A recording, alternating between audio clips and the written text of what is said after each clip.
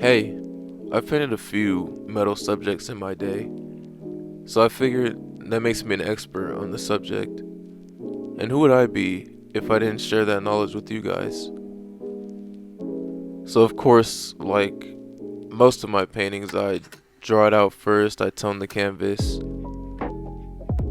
and then I begin laying in that background and that foreground to sort of focus in on my subject more. And it's definitely way easier doing this when you just have one single subject to worry about. Hence why I painted this series here. Work smarter, not harder, kids. And if you're not a kid, well, still work smarter, not harder. You get the point. So I've identified the darkest parts of the painting already, and I put those in first because that helps me to get those dark colors out of the way and worry about building up to those light areas.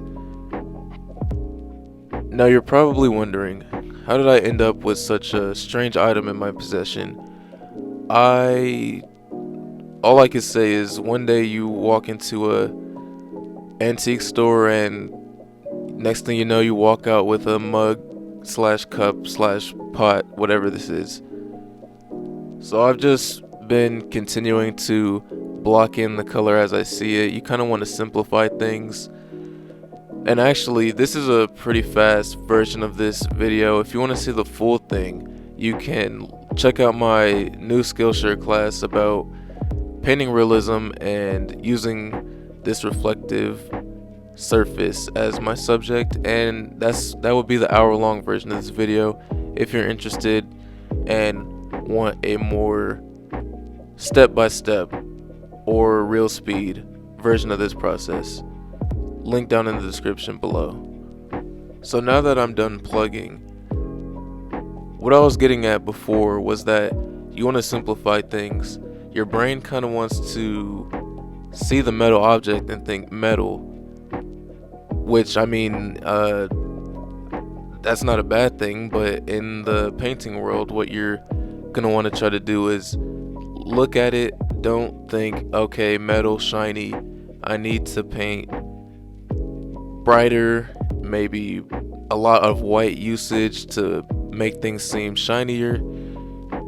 You're gonna want to just paint as you see it, and as hard as that can be sometimes, that's pretty much the only way you can get to a realistic result.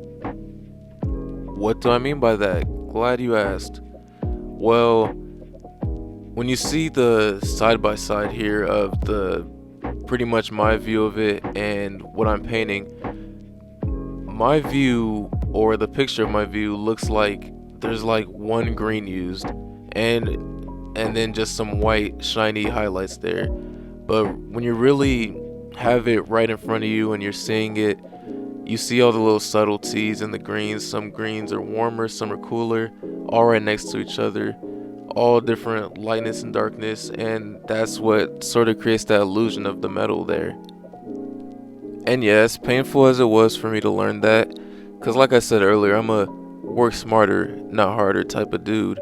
So just know that there aren't many shortcuts when you're painting realism or painting something like this. But again, you can keep it loose. I'm obviously not over blending here. I still have visible separation and different colors that I use, and that's sort of my way of keeping it fun. Also, one tiny small little thing that you're going to want to know when painting this way: it will not look even remotely good until you're pretty much almost done with the whole thing. So yeah, just keep that in mind if you're doing this. I mean, you see it looks pretty crusty right now, but it'll get there. I mean, you saw the thumbnail, it'll get there. Don't worry, that wasn't Photoshop, I promise. Well, now that I say that, that's kind of suspicious, but I'm serious. Well, would you look at that? Right on cue, it's finally starting to look good. Like I said, near the very end of the painting, when I'm putting those final details of just titanium white straight out of the tube, you breathe a sigh of relief. But honestly, it wasn't that bad. It was actually pretty fun. And if you enjoy watching my videos, I would appreciate it if you subscribe, like the video, leave comments, and yeah, stay tuned for next time.